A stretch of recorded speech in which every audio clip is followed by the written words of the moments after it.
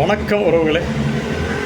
54 ஆண்டுகளுக்கு முன்னாடி இந்தியா பாகிஸ்தான் சண்டை, அது பெரிய போராக நடந்தது.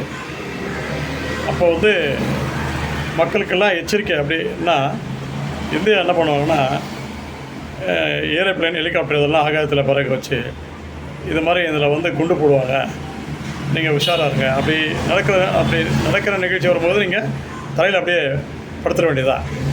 வீட்டிலேருந்து வெளியே ஓடி தரையில் படுத்தணும் அப்படி சொல்லிட்டு ஆல் இண்டியா ரேடியோ மூலயமா இன்ஃபார்ம் பண்ணுவாங்க. அப்போ தொலைக்காட்சி கிடையாது, செல்ஃபோன் கிடையாது. ஒரு 100 வீடு இருந்தாலும் ஒரு வீட்டில் மட்டும் தொலைபேசி இருக்கும். கைபேசியெல்லாம் கிடையாது. விஞ்ஞான வளர்ச்சி அவ்வளோவா கிடையாது அப்போது. அதனால் மக்கள்லாம் பயந்து இருந்தாங்க ஒரு வாரனாக்கா. இப்போ யார் பயப்படுறா? நம்ம தானே லீடிங்கு, இந்தியா தான் லீடிங் அப்படி சொல்லிட்டு எல்லாம் ஹாப்பியாக தான் இருக்காங்க. சண்டை நடக்கும்போது ஹாப்பியாக தான் இருக்காங்க. இதுக்கெல்லாம் காரணம் நம்ம நிஜ ஹீரோ மோடி அவர்கள் தான். அவருடைய 12 வருட கால ஆட்சியில் ஆன்லைன்,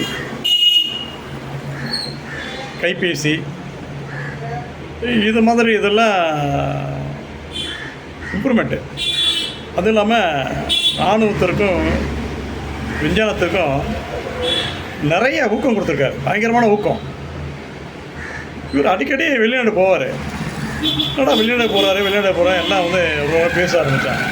இப்போ தான் தெரியுது, நம்ம இந்திய மக்களை காப்பாற்றுறதுக்கோசம் அயல் நாட்டுக்கு போயிட்டு அங்கே நடக்கிற நிகழ்வுகள்லாம் தெரிஞ்சுக்கிட்டு, என்ன நம்ம இவங்களோட பலவானாக இருக்கணும், பலம் பொருந்தியவங்களாக இருக்கணும் அப்படின்னு சொல்லிட்டு இராணுவத்துக்கு ஊக்கம் கொடுத்து, அது மாதிரி இந்த விஞ்ஞானம் உலக நாடுகளே அதிரும் வகையில் விஞ்ஞானத்துக்கு நல்ல ஊக்கம் கொடுத்து,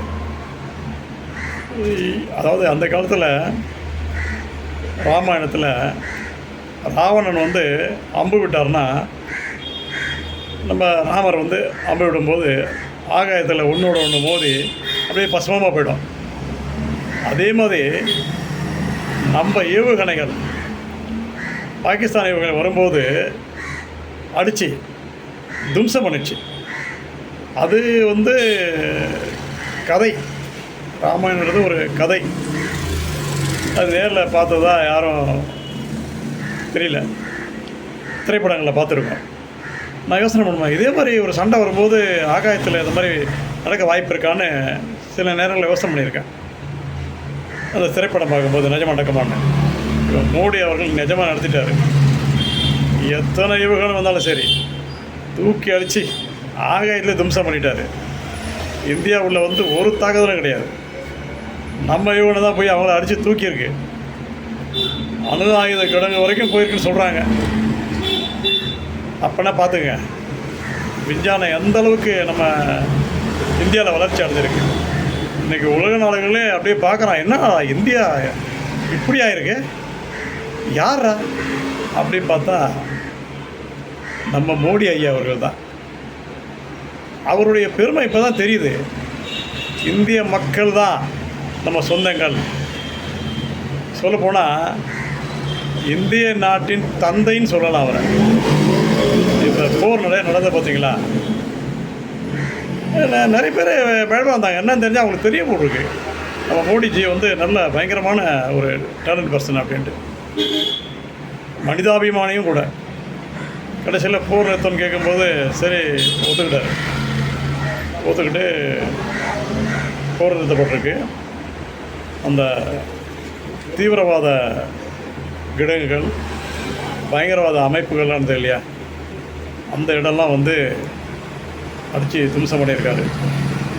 இன்றைக்கி 90% பயங்கரவாதிகள் இல்லை, ஒரு 10% தான் இருக்காங்க. அவங்க மறுபடியும் நம்மக்கிட்ட வால் கட் பண்ணிடுவார் மோடி. அந்த பயம் அவங்களுக்கு இருக்கும்.